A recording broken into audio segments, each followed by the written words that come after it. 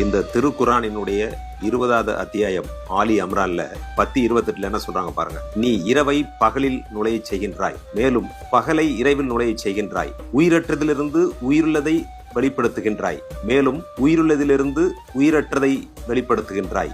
மேலும் நீ விரும்புவருக்கு அளவின்றி வழங்குகின்றாய். எல்லா கருத்துக்களுமே மிகவும் அருமையான கருத்துக்கள். தியாக திருநாளாம் பக்ரீத் நாள் இன்று இஸ்லாமிய சகோதரர்கள் அனைவருக்கும் என்னுடைய வாழ்த்துக்கள். இஸ்லாம் காலண்டரினுடைய 12வது மாதத்தின் 10வது நாள் இன்று.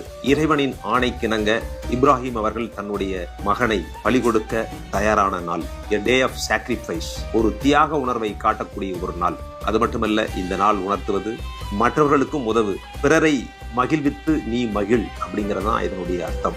இந்த பெருநாள் என்று மெக்காவிற்கு சென்றுள்ள இஸ்லாமிய சகோதரர்கள் தங்களுடைய ஹஜ் யாத்திரையை முடிக்கின்ற தினமாகவும் கருதப்படுகிறது. இப்படிப்பட்ட இந்த நாளில் உங்கள் அனைவருக்கும் என்னுடைய வாழ்த்துக்களை தெரிவித்துக் கொள்கின்றேன். உலகம் அமைதியடைய வேண்டும், அனைவரும் ஒற்றுமையாக இருக்க வேண்டும் என்பதே இந்த நாள் உணர்த்தும் நாள்.